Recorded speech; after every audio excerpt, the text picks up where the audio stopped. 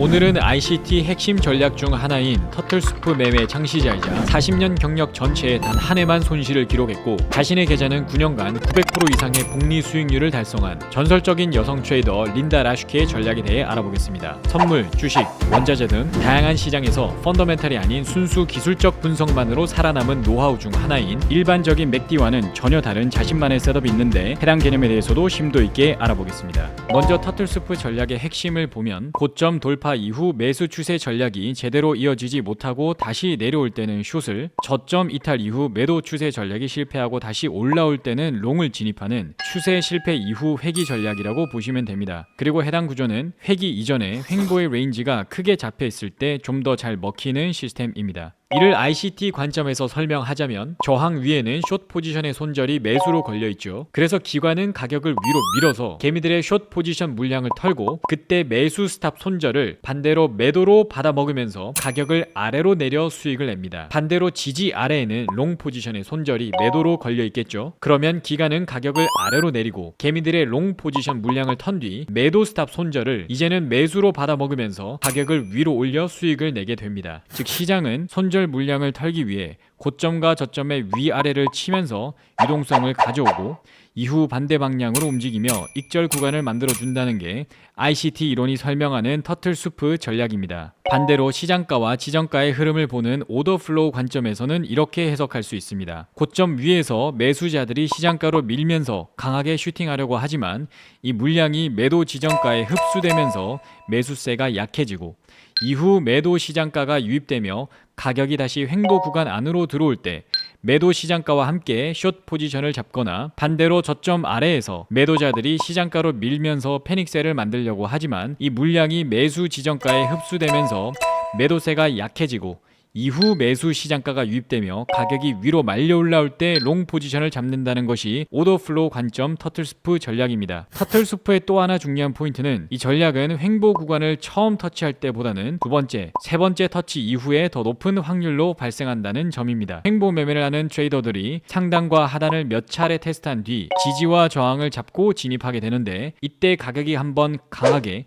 횡보 구간을 이탈하면서 횡보 매매 하시는 분들의 손절을 먹고 포지션을 털어버리는 경우가 많습니다. 그리고 이탈 이후 추세가 이어지지 않는다면 상단에서는 하락 다이버전스, 하단에서는 상승 다이버전스를 확인한 뒤 진입하는 구조가 린다 라슈케의 터틀스프 전략과 유사하다고 볼 수 있습니다. 그럼 이제 본격적으로 린다가 사용하는 맥디 시스템, 마켓 브레스, NYSE 틱 세 가지 핵심 시스템을 린다가 사용하는 방식으로 어떻게 설정하는지, 그리고 해당 시스템을 통해 린다가 어떻게 추세 전환 직전에 나타나는 전조 증상을 포착하고 시장의 고점과 바닥을 미리 파악하며 추세 반전 초반에 포지션을 잡고 손익비가 큰 매매를 만들어내는지 하나씩 알아보겠습니다. 먼저 맥디의 구조를 이해해야 린다가 왜 맥디의 수치값들을 자신만의 설정값으로 바꿔 사용하는지 이해할 수 있습니다. 개념을 이해하지 않고 단순히 따라하기만 하면 린다의 전략을 제대로 활용할 수 없습니다. 맥디는 두 이동평균 간의 차이를 이용해 시장 모멘텀 추세 변화를 파악하는 대표적인 기술적 지표입니다. 맥디에는 맥디 라인과 시그널 라인 두 개의 라인으로 구성되어 있습니다. 기본적인 아이디어는 간단합니다. 빠른 이동평균과 느린 이동평균의 차이를 계산해서 단기 모멘텀이 장기 모멘텀보다 강한지 약한지를 확인하는 것입니다. 그림을 통해 원리를 좀 더 자세히 보자면 맥디는 12 이평선에서 26 이평선을 뺀 값인데 12 이평선이 26 이평선 위에 있으면 단기 모멘텀이 장기 평균보다 더 강하다는 의미이고 맥디는 양수, 12 이평선이 26 이평선 아래에 있으면 단기 모멘텀이 장기 평균보다 더 약하다는 의미이고 맥디는 음수가 됩니다. 두 번째로 시그널 라인이 있습니다. 시그널 라인은 맥디의 구 이동평균선, 즉 맥디선을 다시 이동평균하여 만들었다고 보시면 됩니다. 이 선의 목적은 골든 크로싱과 데드 크로싱을 통해 매매 신호를 더 명확하게 만드는 것입니다. 기본적인 해석은 다음과 같습니다. 앞서 설명드렸던 12 이평선에서 26 이평선을 뺀 값, 즉 맥디 라인이 시그널 라인을 위로 돌파하면 골든 크로싱, 모멘텀이 상승으로 전환될 가능성이고 매수 신호, 맥디가 시그널 라인을 아래로 돌파하면 데드 크로싱, 모멘텀이 약해지는 신호이고 매도 신호, 즉 맥디 라인과 시그널 라인의 교차를 이용해 트레이딩 타이밍을 판단하게 됩니다. 맥디의 기본 공식은 다음과 같습니다. 여기서 EMA는 지수 이동 평균입니다. 지수 이동 평균은 최근 가격에 더 큰 가중치를 두는 이동 평균 방식입니다. 예를 들어 단순 이동 평균을 계산할 때 1에서 5까지를 더한 값 15에서 단순 이동 평균 SMA는 15 나누기 5는 3이 됩니다. 하지만 지수 이동 평균 EMA는 최근 데이터에 더 높은 가중치를 두기 때문에 같은 데이터라도 최근 값에 더 가까운 값이 계산됩니다. 그래서 EMA는 단순 이동 평균보다 최근 가격 변화에 더 빠르게 반응하는 특징이 있고, 가격이 급격히 움직이는 변동성 장세에서는 EMA가 SMA보다 더 빠르게 방향을 바꾸게 됩니다. 여기까지 이해하셨다면 이제 린다가 사용하는 30 맥디 시스템을 이해할 수 있습니다. 30 맥디는 3 EMA에서 10 EMA를 뺀 것으로 동일하게 빠른 이동 평균과 느린 이동 평균의 차이를 계산해서 모멘텀을 측정하는 방식이지만, 기존 맥디의 12 EMA에서 26 EMA를 뺀 것보다 기간이 훨씬 짧기 때문에 맥디보다 훨씬 빠르게 반응하는 특징이 있습니다. 린다 라슈케의 시그널 라인의 특징도 살펴보자면, 일반적인 맥디에서는 시그널 라인도 최근 움직임에 가중치를 둔 EMA를 사용하지만 린다는 단순 이동평균선인 SMA를 시그널 라인으로 사용합니다. 즉 구조는 다음과 같습니다. 맥디의 시그널 라인은 9 지수 이동평균선 사용, 린다의 시그널 라인은 16 단순 이동평균선을 사용합니다. 즉 EMA 대신 SMA를 사용하면 시그널 라인이 더 완만하게 움직이기 때문에 맥디와의 골든 크로싱과 데드 크로싱이 한 박자 늦게 나타나는 특징이 있습니다. 예를 들어 EMA를 사용할 경우에는 맥디가 시그널 라인을 골크, 데크, 골크하는 등 짧은 구간에서 여러 번 교차가 발생할 수 있는 케이스에서도 SMA를 사용하면 이러한 단기 노이즈가 완화되면서 맥디가 시그널 라인을 한 번만 교차하는 형태로 나타나는 경우가 많습니다. 만약 해당 시스템을 트레이딩 뷰에서 설정하고 싶다는 분들을 위해 직접 설정하는 방법을 간단하게 보여드리겠습니다. 지표 탭으로 가서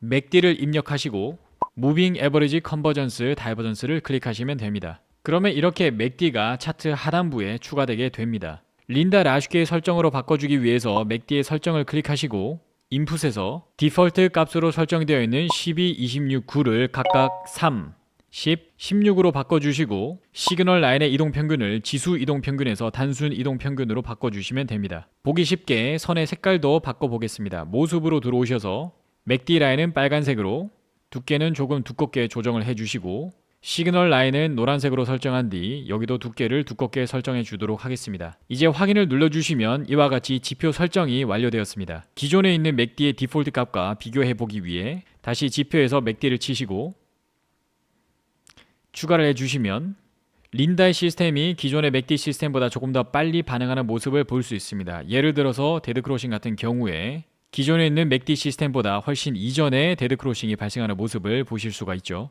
그 다음으로 린다가 사용하는 마켓 브레스는 시장 전체의 강도가 진짜인지 아닌지 보는 지표입니다. 무료로 확인할 수 있는 사이트를 통해 실제 예시를 살펴보겠습니다. 예를 들어 나스닥 100 지수가 상승하고 있어도 실제로 대부분 종목이 하락하고 있다면 그 상승은 진짜가 아닐 수 있습니다. 그래서 린다는 마켓 브레스를 통해 전체 종목 중 몇 프로가 50일 이동평균선 위에 있는지 그리고 200일 이동평균선 위에 있는지를 확인합니다. 50일 이동평균선은 중기 추세를 의미합니다. 50% 이상의 종목이 51선 위에 있다면 시장의 중기 흐름이 강하다는 의미이고, 반대로 51선 아래에 있는 종목이 많다면 시장 내부는 약해지고 있다는 신호가 될 수 있습니다. 200일 이동평균선은 장기 추세를 나타냅니다. 주식 투자하시는 분들이 추세를 일봉의 200일선을 기준으로 잡는 경우가 많은데 대부분의 종목이 200일선 위에 있다면 장기적인 상승장이 유지되고 있다는 의미이고, 반대 케이스라면 장기적인 약세장이 진행되고 있을 가능성이 높습니다. 결국 마켓 브레스는 지수 하나만 보는 것이 아니라 시장 내부의 힘이 실제로 어디에 있는지 확인하는 방법입니다. 상단부에서 여러 가지 기간을 체크하실 수 있는데 이 중에서 6개월을 클릭해 주시고 지난 6개월간의 마켓 브레스 움직임을 살펴보도록 하겠습니다. 2025년도 말의 움직임을 본다라고 한다면 보시는 것처럼 50% 이상의 종목이 포진해 있는 모습을 보실 수 있습니다. 그러면서 2026년 초로 넘어오게 되면서 점점 더 많은 종목들이 이제 50 이동평균선과 200 이동평균선 아래의 위치에 있다라는 것을 볼 수가 있고, 최근으로 가면서 그 흐름이 점점 더 가속화되고 있는 모습을 볼 수가 있습니다. 그래서 이 마켓 브레스의 힘이 약화되기 시작했던 2월달을 기점으로 차트를 본다라고 하시면 실제로 나스닥 4시간 차트를 함께 보면 마켓 브레스의 힘이 약화되던 2월달 시점부터 3월 초까지 시점을 보시면 실질적으로 장은 횡보로 움직이고 있었지만 그 이후에 지속적으로 마켓 브레스의 하방 압력이 점점 더 강해지면서 매도 추세가 형성된 모습을 보실 수 있습니다. 그 다음으로 린다가 변동성을 측정할 때 사용하는 NYSE 틱 시스템에 대해 알아보겠습니다. 트레이딩 뷰에서 직접 종목을 추가하고 설명드리겠습니다. 우측 상단에 와치 리스트를 클릭해 주시고 종목 추가 클릭, 그리고 영어로 NYSE 틱이라고 치시면 됩니다. 플러스를 클릭해 주시고 닫기 클릭, 틱 차트를 열어주도록 하겠습니다. 해당 틱 차트는 데일리 차트로만 볼 수 있기 때문에 D 인터벌로 전환 클릭을 해주시면 됩니다. 그러면 이렇게 차트가 뜨게 되는데 먼저 틱 데이터에서 보이는 양봉과 음봉을 간단히 설명해 드리면 양봉은 종가가 시가보다 높은 경우로 하루 동안 시장 내부의 매수 압력이 증가한 날이라고 볼 수 있습니다. 반대로 음봉은 종가가 시가보다 낮은 경우로 하루 동안 시장 내부의 매도 압력이 증가한 날이라고 보시면 됩니다. 하지만 이것보다 더 중요한 것은 린다가 NYSE 틱 차트에 이동평균선을 넣고 그 평균을 기준으로 움직임이 일정 범위를 벗어났을 때 그 움직임을 어떻게 해석하느냐입니다. 린다가 해당 차트에서 이동평균선을 어떻게 쓰는지 알아보기 위해서 지표 클릭, SMA라고 타입해 주시고 Simple Moving Average를 클릭해 주겠습니다. 설정으로 들어오셔서 이동평균선 색상을 노란색으로 해주시고 좀 더 두껍게 만들어 주도록 하겠습니다. 보통 트레이더들은 NYSE 틱을 볼 때 방향을 보려고 하지만 린다는 방향이 아니라 이동평균선의 레인지, 즉 변동폭을 봅니다. 예를 들어 NYSE 틱의 이동평균선이 일정한 범위 안에서만 움직인다라고 한다면 이것은 시장 내부의 변동성이 줄어들고 있다는 의미로 해석합니다. 이 상황을 complacency, 즉 시장이 너무 편안해진 상태라고 설명합니다. 보통 이런 상황에서는 공포지수인 빅스가 낮고 시장 참여자들이 지나치게 낙관적일 때 나타나는 신호입니다. 그래서 오히려 고점 근처에서 자주 나타나는 신호라고 합니다. 반대로 틱의 이동평균선이 평균의 위아래로 크게 흔들리기 시작한다면 이것은 시장 내부에서 매수와 매도가 강하게 충돌하고 있다는 의미로 받아들입니다. 이런 극단적인 변동성은 오히려 공포나 패닉이 나타나는 구간에서 발생하고 린다는 이런 상황을 시장이 바닥을 형성할 가능성이 높은 구간으로 해석합니다. 그래서 이러한 현상이 도드라지게 나타났던 과거의 데이터를 보기 위해 NYSE 틱 데이터의 평균 이동선의 레인지를 크게 상회했던 2020년도 공간의 데이터를 본다라고 한다면 바로 이때가 코로나 시즌이었죠. 아래 보시는 것처럼 2020년 3월 16일, 2020년 4월 8일, 즉 3월 초와 4월 초의 움직임을 보시면 이와 같이 린다가 설명한 바닥을 다지는 공간이 나타나는 모습을 보실 수 있습니다. 또 다른 예시로 2025년도 5월 정도의 무빙을 보실 수가 있는데 평소의 이동평균선 진폭을 크게 상회하는 모습을 보실 수가 있죠. 그래서 이때 차트가 2025년도 4월부터 5월 초까지의 움직임인데 이때도 트럼프가 관세 블러핑 이후에 시장이 크게 조정을 받고 바닥을 다지고 올라가는 모습을 보실 수 있습니다. 결국 린다가 말하고자 하는 핵심은 이것입니다. 틱의 방향이 아니라 틱의 이동평균선 레인지가 줄어드는지 커지는지를 보는 것. 이 이동평균선의 레인지가 좁아드는 공간에서는 오히려 시장의 과열을 조심하고 레인지가 크게 확장되면 바닥 가능성을 생각해 볼 수 있습니다. 오늘은 이렇게 린다 라슈케가 설명하는 30 맥디 시스템, 마켓 브레스, NYSE 틱 데이터의 시스템에 대해서 알아보았습니다. 이 시스템에 대해서 정확히 이해하고 있다고 하시면 이 다음 영상, 린다의 전략 영상에서 해당 시스템을 통해 어떤 전략을 구사하는지 자세하게 이해하실 수 있습니다. 이번 영상은 여기까지입니다. 감사합니다.